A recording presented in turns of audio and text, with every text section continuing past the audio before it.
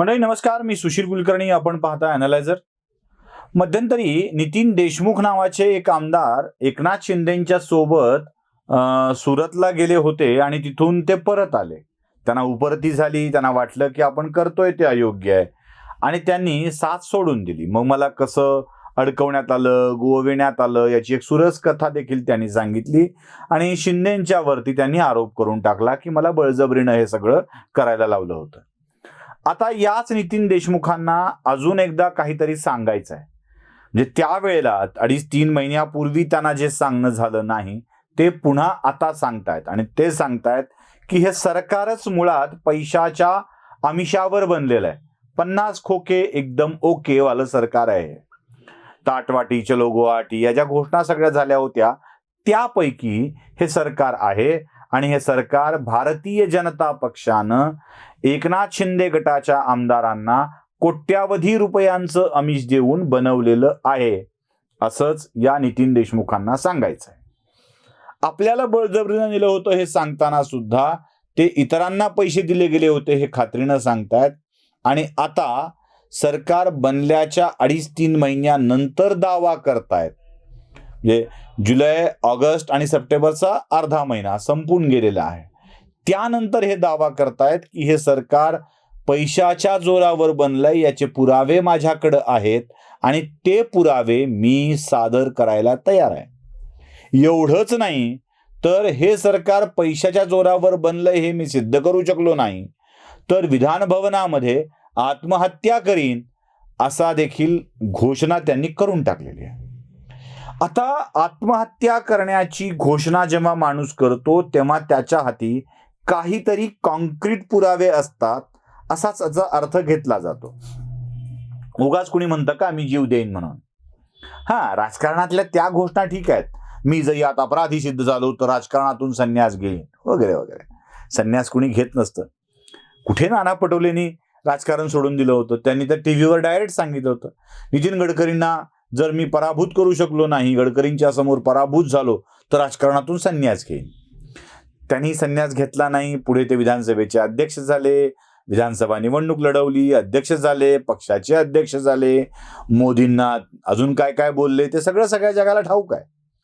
त्यामुळं राजकारण्यांची अशी आश्वासनं, घोषणा या सत्यात उतरत नसतात याची पूर्ण कल्पना आहे.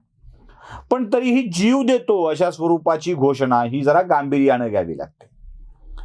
खरं तर नितीन देशमुखांच्या वरती जीव द्यायची वेळ येऊ नये अशी आमची ही मनोमन प्रार्थना आहे. पण जीव पणाला लावून जर नितीन देशमुख काही घटना खात्रीनं सांगत असतील तर नक्कीच त्यांच्याकडं काही पुरावे असतील आणि मला काँग्रेस पक्षाला, राष्ट्रवादी काँग्रेस पक्षाला आणि उद्धव ठाकरेंच्या शिल्लक सेनेला या तीनही पक्षाला एक गोष्ट सांगायची आहे की नितीन देशमुखांच्याकडं असे काही पुरावे असतील तर ते तुम्हाला बाहेर काढावे लागतील. कारण अशी संधी पुन्हा पुन्हा मिळत नसते. संधी पुन्हा पुन्हा दार ठोठावत नसते. भाजप आज जो प्रामाणिकपणाचा पुळका आणतो आहे, दावा करतोय आम्ही हे सरकार पाडलं नाही, हे सरकार आपल्या आंतरविरोधामुळे पडलं, त्यांच्यातच फाटाफूट होती, मग शिवसेनेसोबत जायचा आम्ही निर्णय घेतला वगैरे वगैरे, या सगळ्या दाव्यांना खोटं ठरवता येऊ शकेल असे भरभक्कम पुरावे नितीन देशमुखांच्याकडे असतील तर त्यांनी सगळ्या पक्षांनी मिळून त्या पुराव्यांना जाहीर पत्रकार परिषद घेऊन मांडलं पाहिजे.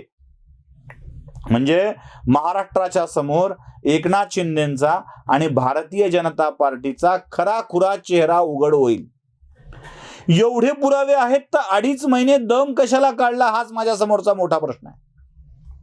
कशा करता थांबलात तुम्ही? खरं तर किती मोठं भाजपला तोंडावर पाडण्यासाठीची ही संधी आपल्याकडे होती. तुम्ही ही संधी दवडायला नको. आता देशमुखांनी आपला जीव पणाला लावून जे काही पुरावे आहेत सांगितलेत ते पुरावे जाहीरपणे मांडायला हवेत असं माझं मत आहे. का बरं थांबले असतील देशमुख? कशाला घाबरत असतील?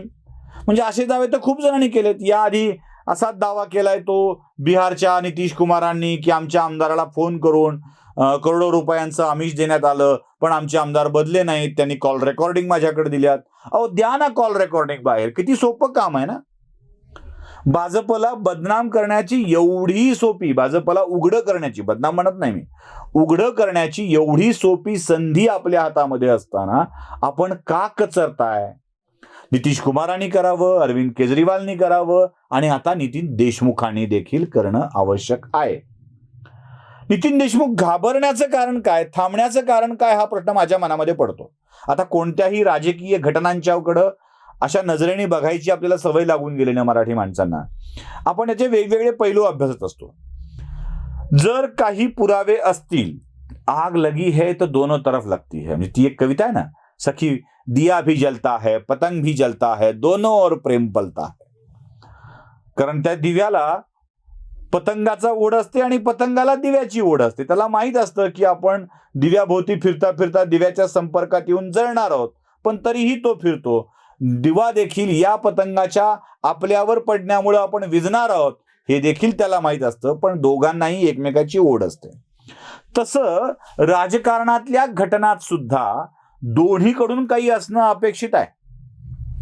मग जर नितीन देशमुख गुजरातमध्ये जात असताना जे काही घडलंय, म्हणजे त्यांनी दावा केला होता मला वेगवेगळी इंजेक्शन देण्यात आली जबाबदारीनं, माझी काही शस्त्रक्रिया करण्याचा विचार करत होती, मला हे करत होती, मला भूल देत होते, मला हे करत होते, असं त्यांनी बरंच काही सांगितलंय. त्या माझा हृदयविकारात धक्का आल्याच सांगितलं, असं त्यांनी बरंच सांगितलं होतं. मग मी कसा पळून आलो तेही सांगितलं. आणि त्यावर एकनाथ शिंदेंनी त्यांना कसं प्रायव्हेट प्लेन करून दिलं भाड्यानं, तिथून ते कसे नागपूरला पोहोचले याचे रितसर फोटो सहित पुराव्यासहितची माहिती दिली. म्हणजे नितीन देशमुख आपल्यासोबत काय घडलं हे पुराव्याशिवाय सांगत होते, तर एकनाथ शिंदे त्यांच्यासोबत काय त्यांनी केलं हे पुराव्यासहित सांगत होते. दोन्ही मधला हा फरक आहे, पुराव्यासहित आणि पुराव्याशिवायचा. जर नितीन देशमुखांच्याकडं असे काही पुरावे असतील तर कदाचित एकनाथ शिंदेंच्याकडे देखील असेच काही पुरावे असण्याची शक्यता नाकारता येत नाही. आम्हाला असं कळलंय की एकनाथ शिंदेंच्याकडे देखील असे काही पुरावे आहेत की ज्याद्वारे ते बरेच विषय अगदी गौप्यस्फोट करू शकतात, मोठमोठे गौप्यस्फोट करू शकतात. काय गुजरातमध्ये प्रवेश केल्यानंतर काही लोकांना आपल्या आचमनाची सवय आचमनाची सवय होती, मग त्यांनी ते केलं आणि केल्यावर झिंगले. मग झिंगल्यानंतर त्यांना आपण मोठमोठे पदावर असल्याची जाणीव झाली. मग त्यांनी गुजरातच्या पोलिसांशी कसं गैरवर्तन केलं, त्यांना कशा शिव्या घातल्या, महाराष्ट्रात जशा घालतो तशा, पोलीस ऐकून घेत होते तशा घातल्या. आणि मग गुजरातच्या पोलिसांनी बऱ्याच काही गोष्टी केल्या. मग ते फार धिंगाणा करू लागले. मग त्यांना गप्प बसवण्यासाठीच्या काही उपाययोजना कराव्या लागल्या, ते गप्प बसवल्या गेलं. मग उठल्यावर मला नको, माझं चुकलं, असं काही बोलणं झालं. मग परत कसं पाठवून देण्यात आलं, परत पाठवण्यासाठी जाण्यासाठी कोणकोणत्या कोणी काय काय दावे केले होते, असं कदाचित खात्रीलायक नाही, माझं म्हणणं आहे कदाचित एकनाथ शिंदेंच्याकडे देखील असे काही विषय असू शकतील. त्यामुळेच एकनाथ शिंदे अगदी निर्धास्त आहेत. खरं तर आमदार नितीन देशमुखांना आपल्या अशा कोणत्याही गोष्टीची चिंता नसेल आणि ते आपला प्राण पणाला लावत असतील यासाठी, तर माझी त्यांना एकमेव विनंती आहे, अशी संधी पुन्हा मिळणे नाही. नितीन देशमुखांनी भाजपला बदनाम करून टाकावं, उद्ध्वस्त करून टाकावं, उघडं करून टाकावं, एकनाथ शिंदेंना महाराष्ट्राच्या मुख्यमंत्री पदावरून पायउतार व्हावं लागावं, अशी वेळ आणावी आणि हे सगळे पुरावे बिनबोबाटपणे जाहीर करावेत.